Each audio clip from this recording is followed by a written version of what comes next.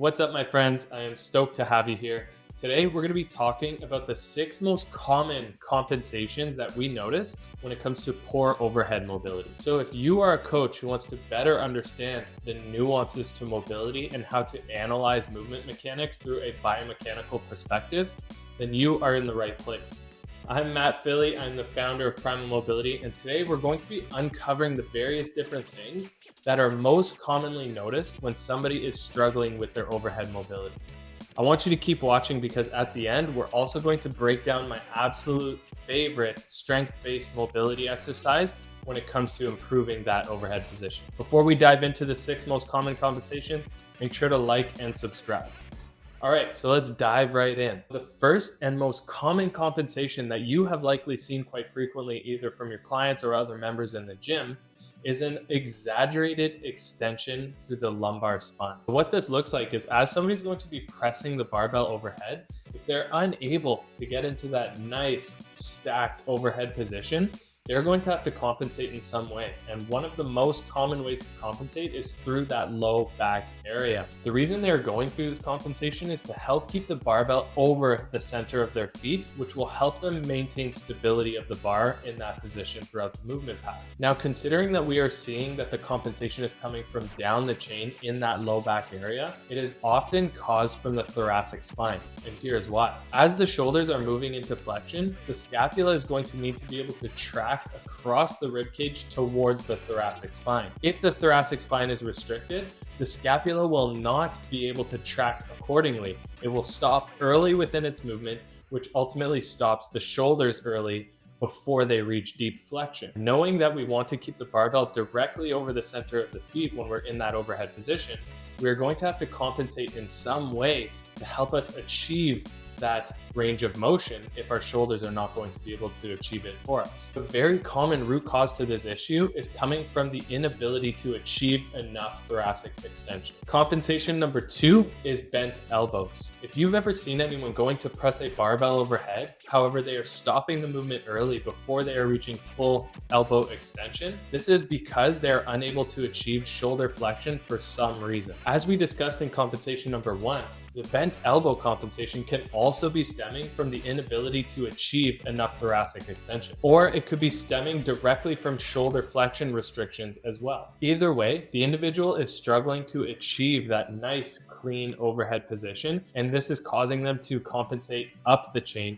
in the elbows. Compensation number 3 is an excessive shrugging of the shoulders. Interestingly enough about this compensation, this is one that we may notice that is accompanied by compensation number 2, the bent elbow. The reason for this is because there is generally a large discrepancy in the understanding of the movement pattern. The individual that is struggling with this is often struggling with proprioception in some way. When they're going to press the barbell overhead, they clearly struggle to understand where their scapula is in space, and they're shrugging their shoulders as a compensation because they are unaware of how to move their scapula as they press that barbell overhead. Unfortunately, those that struggle with this compensation will frequently also struggle with neck pain as a result. One of the best ways to help somebody reduce that excessive shrugging as they're pressing that barbell overhead is to help them better understand how to control their scapula as they move through that overhead pattern. Compensation number 4 is an excessive extending from the wrists. Again, as we mentioned in compensation number 1, a nice clean overhead position will have the barbell directly over the center of the feet. If the individual is unable to get that bar over the center of the feet in that position, you may notice that they're extending excessively through the wrists. This can increase the amount of stress being placed on the wrist, and many people will start to believe that they have poor wrist mobility as a result. It's very common for those that are struggling with this compensation to also complain of wrist pain, and this is why it is so important to take a root cause approach when looking to improve mobility. Because if we were simply going to be approaching the wrist to help reduce that wrist pain symptom, in this case, we would not be offering a long-term solution, as the root cause of the issue stemming from somewhere in the shoulders, thoracic, or scapula would not be addressed. All right, let's move on to compensation number 5, which is the barbell stopping early in the movement, being out in front of the body. As the individual is pressing that barbell overhead, at no point are they getting that barbell over the center of their feet in that nice stacked overhead position. Instead, they are ending the movement early and stopping the overhead mechanics directly out in front of their body. This in itself is a very inefficient position.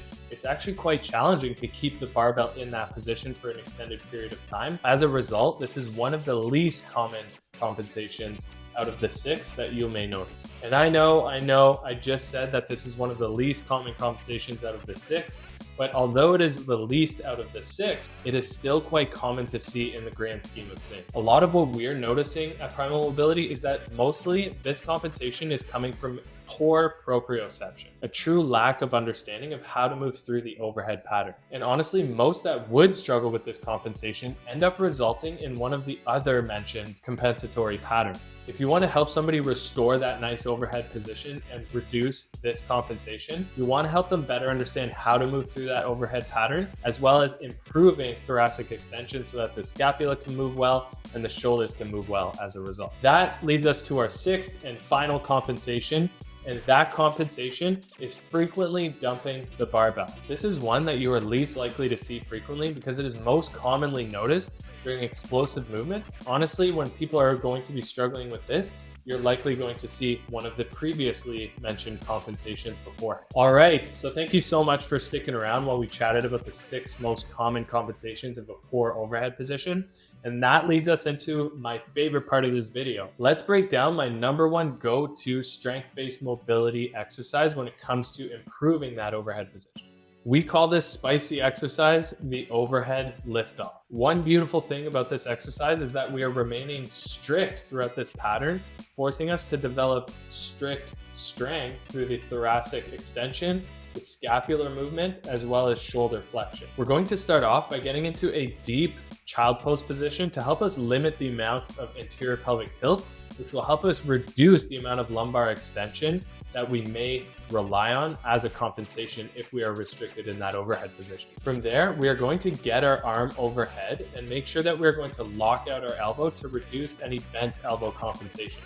For that, we can squeeze a ball or our fist very tight and contract our tricep to help us out there. Next, we want to make sure that we're getting our shoulder near its end range of flexion. Once we are in position, we are now going to contract our lats, engage our lower traps, and pull our arm off of the elevation so that we can reach that deepest end range position and hold for a few seconds to make sure that we're really engaging those muscles and having an influence over that nervous system. With this exercise, we can perform multiple reps, or we can increase the time under tension performing long holds. A few final thoughts that I have for you here are that rather than being like a moth to a flame and being drawn to the symptom, remember that there's usually more to a situation than meets the eye, and I want you to start adopting a root cause perspective. Start hunting for that deeper issue that is creating those symptoms. If you're ready to become that go-to mobility expert in your community, in your gym, and you want to build a thriving online mobility coaching business, then hit the link in the bio to hop on a call with me to see if the Primal Mobility Certification and Mentorship Program is a right fit for you. Let's go. I'll see you next time.